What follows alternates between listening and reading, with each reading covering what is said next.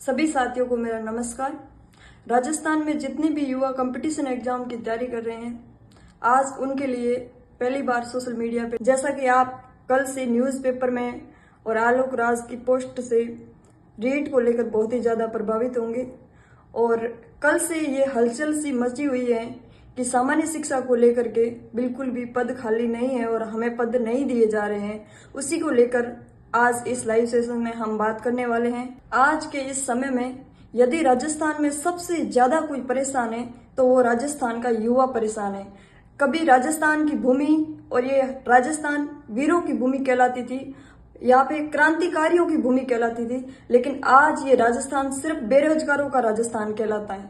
हम पिछले 5 सालों से परेशान हैं। यदि राजस्थान के अंदर सबसे ज्यादा धोखा किसी के साथ हुआ है तो वो शिक्षक भर्ती के अभ्यर्थियों के साथ में हुआ है। पिछले कई वर्षों से सबसे ज्यादा यदि कोई प्रभावित है तो वो राजस्थान का युवा बेरोजगार है, क्योंकि सबसे ज्यादा इस बेरोजगारी की समस्या से राजस्थान का युवा पीड़ित है।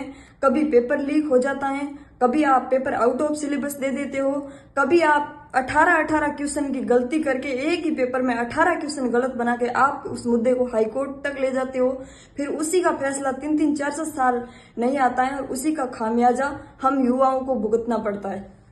अभी हम यहाँ पे कंपटीशन एग्जाम की तैयारी पिछले 3-3, 4 सालों से कर रहे हैं। पिछले 4 सालों से हमने BA, BEd, regular integrated BEd करके हम घर से दूर 4 साल बैठे रहे और हम 3-3, 4 लाख रुपए लगा के हमारे परिवार वालों ने हमें पढ़ाया। उसके बाद हम वहां से रेगुलर बीएड करके हम कंपटीशन के अंदर जैसे ही उतरे, 2-2 साल से हम वैकेंसी का वेट कर रहे हैं। वैकेंसी नहीं आ रही थी कि आएगी आएगी, रीट की भर्ती आएगी, कब से हम इंतजार कर रहे थे। और अभी जैसे ही ये फैसला कल हुआ है तो इन्होंने स्पष्ट बता दिया है कि सामान्य शिक्षा के अंदर तो पद खाली ही नहीं है, इसलिए हम सामान्य शिक्षा की भर्ती निकाल ही नहीं रहे। और संस्कृत शिक्षा के अंदर 200, 100, 150 ऐसे पद देके आपने सिर्फ फॉर्मेलिटीज अपनी पूरी कर दी।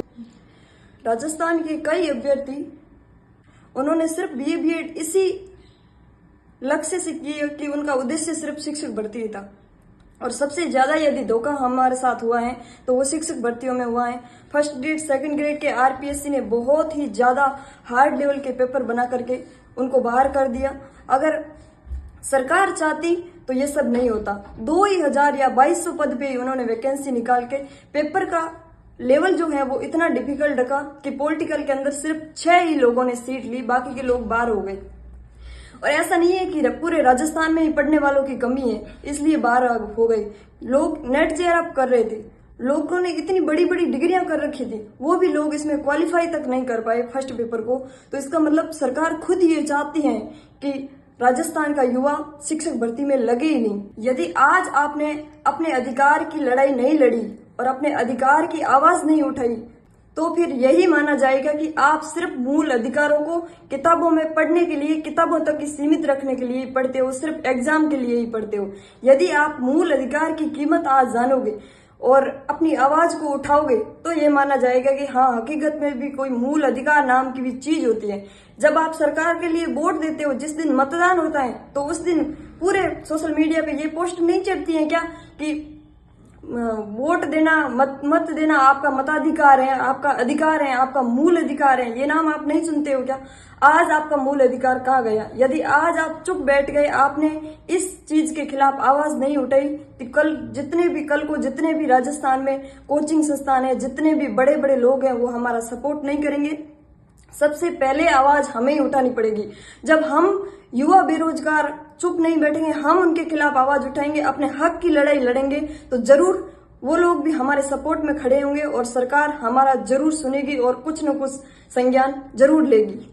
हमारी बेरोजगारी, युवाओं की जो बेरोजगारी है उसको सिर्फ हम युवा ही महसूस कर सकते हैं, क्योंकि हमें पता है हम किस परिस्थितियों में निकल के घर से किस तरीके से हमारे पैसे आते हैं और किस तरीके से हमारे माँ बाप खून पसीना एक करके उन कमाई को हमारी पढ़ाई के ऊपर लगाते हैं ताकि हमारी जो संतान है वो सक्सेस हो जाए।